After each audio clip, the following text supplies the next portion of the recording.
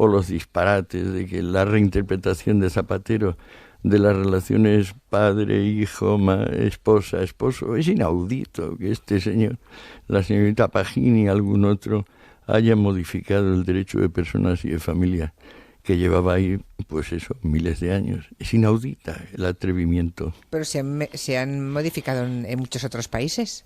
Sí, el atrevimiento... ¿Y a usted no le parece bien? El atrevimiento ha sido múltiple. Eso no que significa, por ejemplo, seguimos teniendo el tema de discriminación positiva. Ya. Yo no sé si usted entiende la palabra discriminación en sentido afirmativo. Sí que la entiendo, porque cuando no se aplica esa, se aplica la de siempre, que es la inercia de toda la vida, señor Escotado. No, ahí está, pero sí Está usted ante una firme partidaria de las cuotas, porque cuando no se aplican las otras cuotas. No, sí, pero esas que no tienen apellidos, pero que siguen siendo cuotas. Sí, a mí me parece muy bien que después de toda la época está, digamos, de la mujer como ocupando un segundo lugar en la sociedad civil, ocupe pues el que merece y para empezar el mismo que el hombre. Me parece muy bien, lo que pasa es que no consigo evitar que discriminación me suene pues a la esencia de la iniquidad y la injusticia. Exacto. Entonces lo único que me pregunto es ¿hasta cuándo va a durar la discriminación positiva? Pues tanto como dure la negativa, señor Escotado. ¿Y la negativa, cómo la medimos, la negativa? No hace falta más que mirar el paisaje. ¿Ve usted reuniones de consejos de administración de las empresas? ¿Ve usted reuniones en la cúpula de las universidades, de las empresas, de los gobiernos, de todo tipo de estamentos e instituciones? Pues la verdad es que no suelo ver reuniones. Bueno, pero pues en fin. le sugiero que lo haga. Verá usted que hay de vez en cuando y no en todo se ve alguna mujer.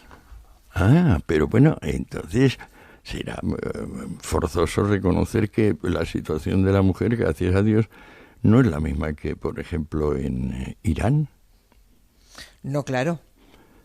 Por en supuesto. Irán, sin embargo, no tienen discriminación. Es asombroso. Yo creo que donde hay que poner la discriminación positiva es donde hay que ponerla. Por supuesto que en España le vendrá muy bien. Ahora, forzosamente, en un plazo. Si se hace depender del número de, digamos, de delegados del Consejo de Administración de un sexo u otro, eso realmente tiene tal cantidad de variables que intervienen ahí que va a ser muy difícil fijar. Lo que pasa es que en la variable argumentaria no puede usted ponerme un país que no tiene nada que ver con nuestra cultura ni con nuestras raíces. Irán, ¿me habla usted de Irán? Bueno, pues si la gente de las mezquitas, por ejemplo, ¿tienen derecho a abrir mezquitas en Francia, en España, en Italia? Personas en cuyos países está prohibido abrir iglesias católicas. Estamos cambiando de tema, ¿eh? Estamos cambiando de tema. No se crea, Sí. porque eso sería discriminación positiva también. El hecho de que, o sea, cuando hablamos de discriminación hablamos de reciprocidad, que es la base del asunto, lo que queremos, la justicia. Exacto. Es la reciprocidad. La justicia, exacto. ¿Cómo le llamaría usted al hecho de, no le llame usted discriminación positiva? ¿Con qué otra palabra calificaría el hecho de intentar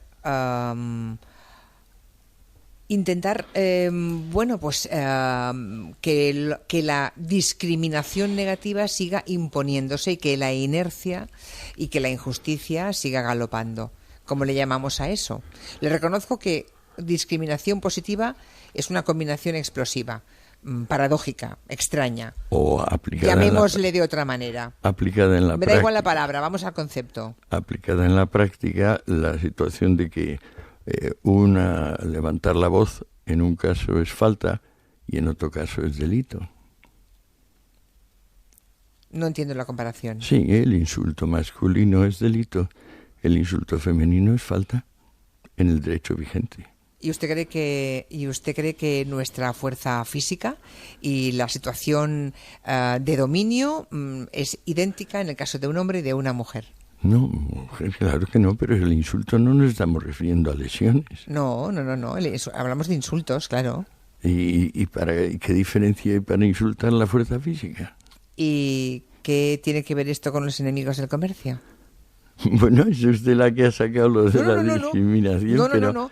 Yo le he hablado de un concepto y usted me está dando el catálogo del buen misógino, señor Scott. ¿Pero por qué? Lo está recorriendo punto por punto. Celebro Yo he haber tenido conocido... 3 matrimonios muy felices. No creo que ninguna de mis mujeres me llame misógino. Yo también he tenido 2 muy felices. Y he cambiado de los pañales de los niños, he sido súper progre. Pero hay muchísimos que no lo hacen. Pero como un sabe. jurista, filósofo, sociólogo y traductor no va a estar capacitado para cambiar un pañal, hombre de Dios, pues claro. Ya, pero es que muchos no lo hacen por cuestión de principio, como bien sabe. ¿De principios? ¿De qué principios? ¿Los de la misoginia? De principio, claro, de principio.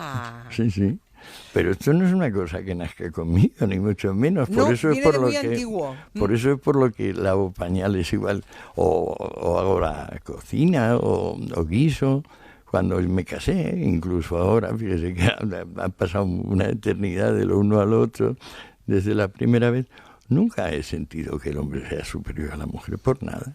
Al contrario, solo faltaría que la mujer tiene un magnetismo y un sentido de la realidad sorprendente. No me gustaría ponerme en la posición del feminismo tipo Marcuse, por ejemplo, o Adorno, diciendo, no, es que la mujer pues es más dulce. No, yo no creo que sean los hombres o las mujeres más dulces o menos dulces. La verdad es que a mí me daría bastante igual que usted se sintiera superior, porque como se sientan, cada uno tiene derecho a sus propias alucinaciones. Pero yo tampoco me siento superior a nadie.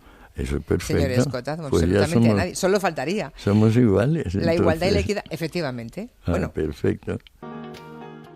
Eso es lo inquietante del tema. ¿Por qué inquietante? ¿Por qué demonios solo ahora?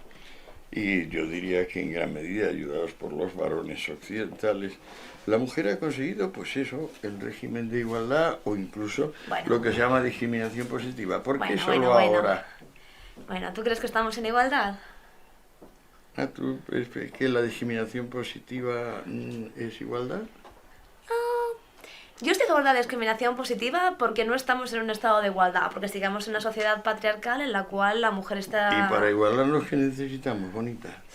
Una discriminación positiva hasta que podamos llegar a ese punto de igualdad en el cual no estamos todavía. ¿Y tú le ves un plazo a la...?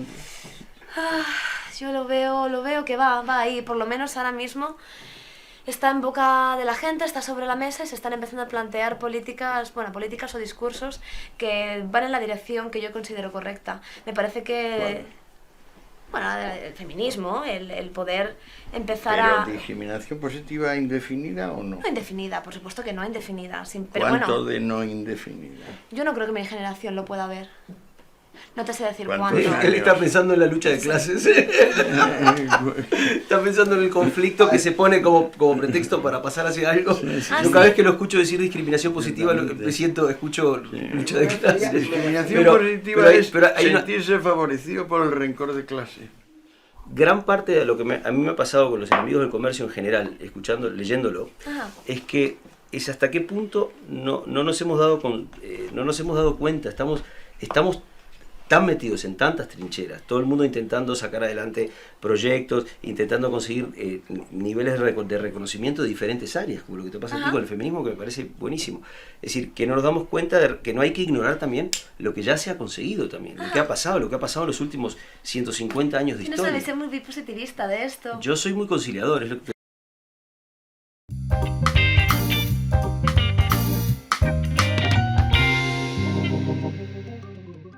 Sobre la participación de los movimientos feministas en la prohibición del alcohol, de las drogas, del juego y de la prostitución en los Estados Unidos, en la misma época del sufragismo, ¿por qué se calla tanto que el mismo movimiento que consiguió el voto femenino fue el que también consiguió la prohibición de las drogas, del alcohol, de la prostitución y el juego? Y te digo algo más, fue ese movimiento el que ingratamente posesionado del voto gracias a los liberales ingleses, votaron conservador y laborista y acabaron con el Partido Liberal.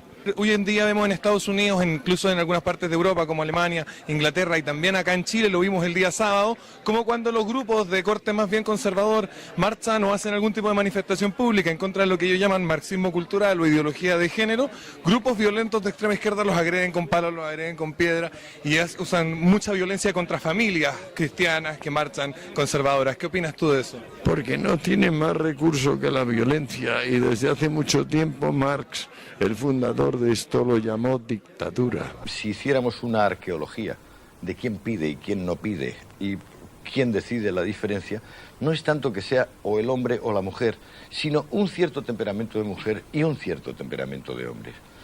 O sea, dentro de los hombres y dentro de las mujeres hay un predominio del erotismo, o un predominio de la pasión por el poder, o un predominio de la pasión por el dinero.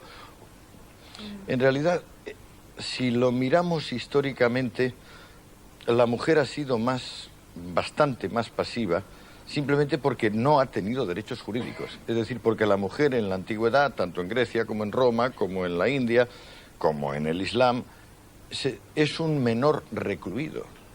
Un menor recluido, salvo que se inscriba voluntariamente en el censo de prostitutas, cosa que estaba en la mano de cualquiera, de cualquier clase social. Muchas lo hacían, incluso de las de más alto rango, rango senatorial, patriciado, y entonces sí tenían derecho a ser libres. Pero la que quería ser respetable, esa se condenaba a ser menor de edad perpetua. Ahora quiero que hablemos en general de la mujer. ¿Tú cómo ves a las tías?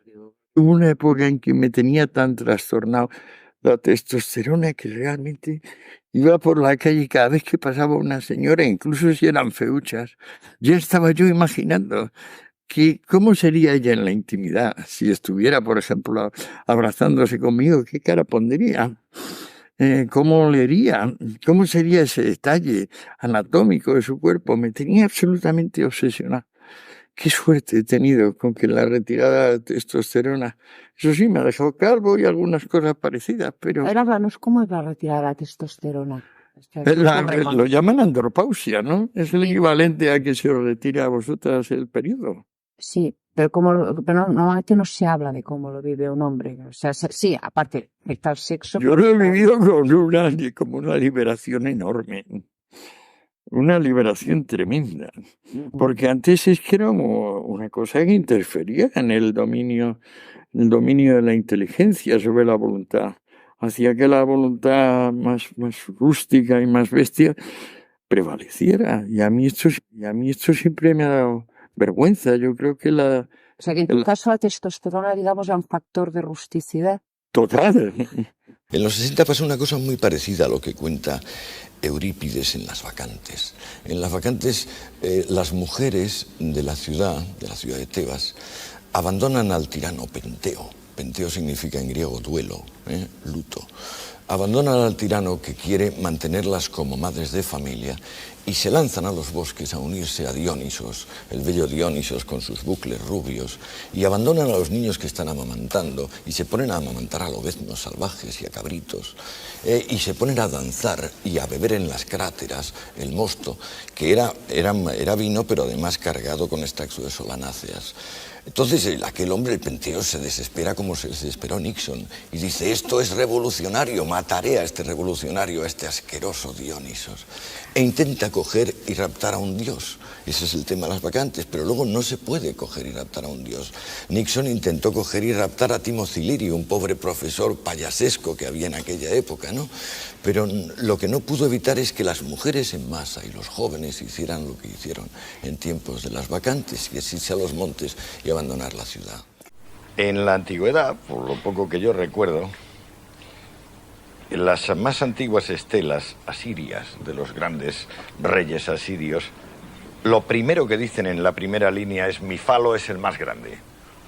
Nadie resiste el impulso de mi falo. Lo dice Asurbanipal, lo dice Asurnasirpal, lo dice Sargón I de Nínive. El hombre quiere confundir muchas veces el cetro de mando, la fuerza con la cual lanza la espada y la potencia con la cual penetra en la mujer en el acceso carnal. Creo que más de un hombre ha sufrido mucho después de darse cuenta de que no era el Asurbanipal, ni Asurnasirpal, ni Sargón el Grande.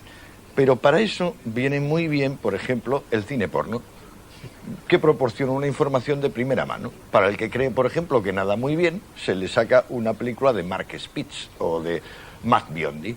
Pues para el que cree que realmente él es Sargón I de Nínive, pues viene muy bien una exhibición concreta de detalle. Recordemos que antes de llegar al estado multicelular coordinado que decía Aristóteles, la vida era capaz de reproducirse por escisiparidad. Es decir, tenía un conjunto, digamos, de 1 centímetro de largo y se podía partir en 10 conjuntos de 1 milímetro de largo. Ya no vale con nosotros. Entonces hubo que hacer una tremenda especialización. Las mujeres metieron su aparato hacia adentro. Nosotros sacamos nuestro aparato hacia afuera en la medida en que puede ser digno, que algunos lo tienen más proboscis de elefante y otros más parecidos a una patita de pollo. Pero bueno, eso ya depende de cada persona. Las mujeres, bien porque lo permitieron ellas, bien porque junto con los hombres se acabó llegando a eso, se dividieron en 2 grandes grupos. Unas que pagando el impuesto de láminas podían ser como los hombres, y otras que contando con el que dirán y con lo previsto sobre la distribución de herencias y lo correspondiente a la prole que las iba a beneficiar con un usufructo perpetuo, norma que está vigente lo mismo en Indonesia y China que en el Congo o en España, que ateniéndose al que dirán y sin hacer nada más que funciones domésticas, serían dueñas de la propiedad, finalmente dueñas de la propiedad, a través de sus hijos, por supuesto, primero con un usufructo ilimitado y luego, allá tú, si consigues influir, pues te llevas el gato al alma, si no, no. Luego había un sector que podemos calcular un 25-30% de mujeres que no aceptaban esto, que probablemente estaban relacionados con sus dones físicos, tanto de aspecto como de aspiración espiritual, y que pagaban la deuda de su libertad para, aún teniendo el sexo hacia adentro, en vez de tenerlo hacia afuera, como los varones, pudieran moverse, comprar, vender, escribir, estar, lo propio de la persona jurídica. Cuando estudié aquello, fue a finales de los 80,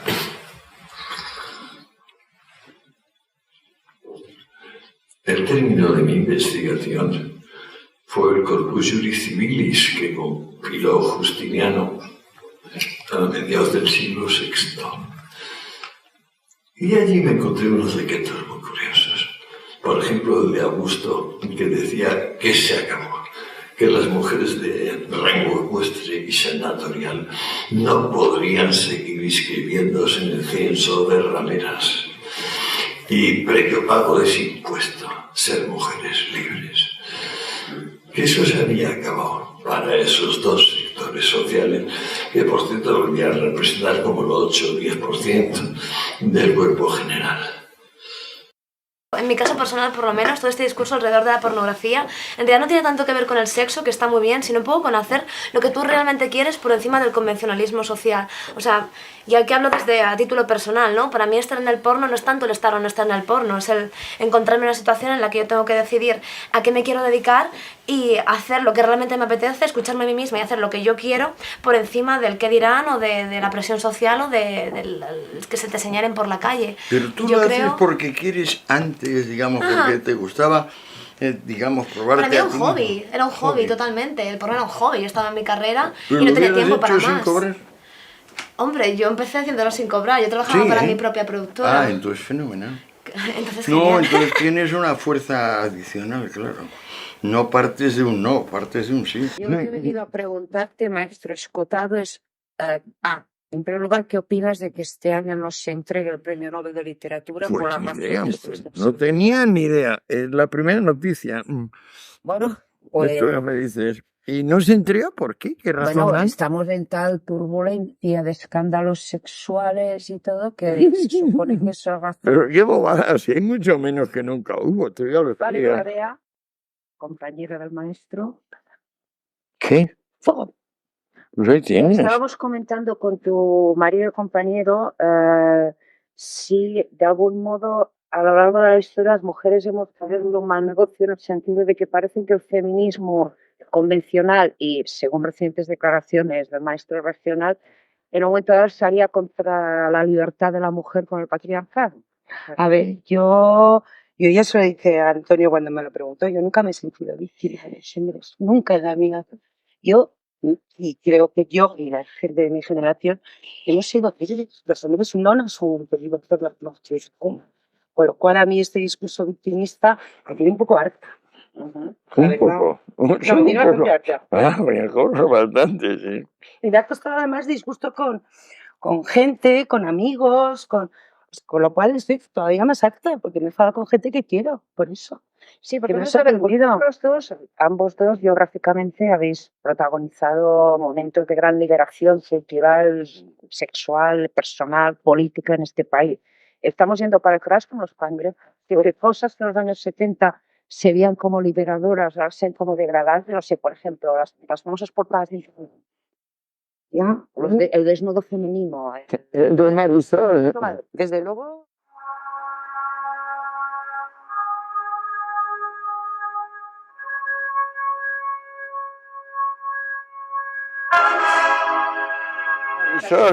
Desde luego. La libertad de hacer sexo en grupo. No sé. Más redondas. Sí, no, es una interpretación, sí, es posible que lo estemos viendo atrás.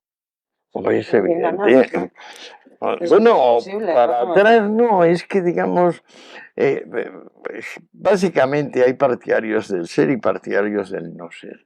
O sea, algunos que piensan que en realidad la sustancia es imaginaria y que parece que hay pero no hay. Y lo único que puede haber es no. Estos, que si parecen, por ejemplo, son los que inspiran a Abraham para cortarle el cuello a su hijo, sin ir más lejos. Estos ahora tienen una fuerza excepcional. Es decir, han llegado, pues eso, a representar lo políticamente correcto, el buenismo, y mandan mucho, mandan mucho. Concretamente mandan en la educación secundaria y universitaria y mandan en los medios de información, que más bien se podían llamar medios de indoctrinación. Chist, en este libro lo cuentan todo, dice el maestro. Vale. Total sacudida, no te puedes imaginar.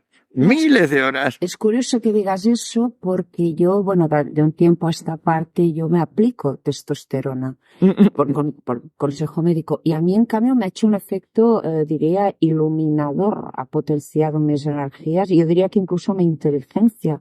¿Hay una explicación científica? Me temo que yo llamo testosterona una cosa un poco vaga.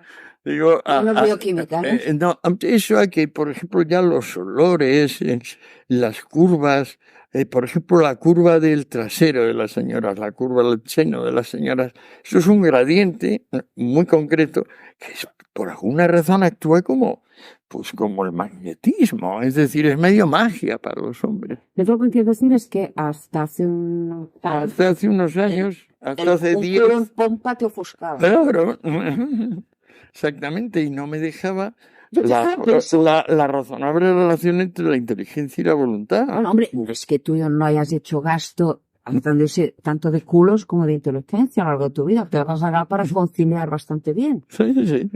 No me puedo quejar, he tenido siempre, fíjate, matrimonios muy largos, 3 matrimonios. Libros muy largos. Libros muy largos, sí. No, y estoy contento, o sea, no me voy a matar, pero tampoco estoy por mantener la vida. Quiero decir, que es un sobreesfuerzo. Miro hacia atrás y digo, qué bien, ¿qué podrías cambiar? Pues sí, una vez que maté a una rata, esto es lo que me queda por cambiar en la vida. ¿Y qué cambiarías si pudieras de lo de haber matado a la rata? No mataría a la rata. ¿Por qué la mataste? Porque me lo pidió la familia. Como Hércules. ¿Y cómo la mataste? Con una escoba. Y luego... Oye, no quiero hablar de esto, es mi principal pecado. Lo respeto. Y ahora digamos, una pregunta, en la andropausia, es que comprendo, yo nunca he pasado la andropausia, el interés por el sexo desaparece bruscamente. No, despacito. Luego si quieres puedes volver a hacerlo, lo que pasa es que te quedas con unas agujetas que no te cuento. Bueno, hombre, agujetas también te va a ordenar la biblioteca. No se parece. ¿No? no se parece por ejercerse lo que hace con los músculos de la pelvis, ni parecido que ordenar la biblioteca. La última vez, yo creo que fue el verano pasado, en octubre o así, que me apliqué en serio. Luego a la mañana siguiente le decía a Bea, oye, que no me puedo ni mover.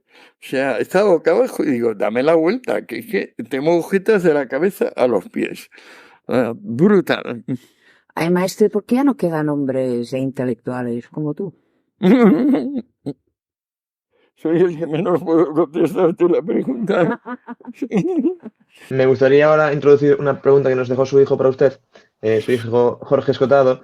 Nos dejó una pregunta que a mí también me incita curiosidad y que él quería saber su opinión, y era la siguiente. En el canal de YouTube, en el suyo, hay un elevado porcentaje de hombres suscritos, que es un 92%, y solo un 8% de mujeres. ¿A qué cree que se debe esto y qué opina al respecto? Pues que los viejos no tenemos sex appeal, es básicamente la razón, ¿no? Es evidente, ¿no?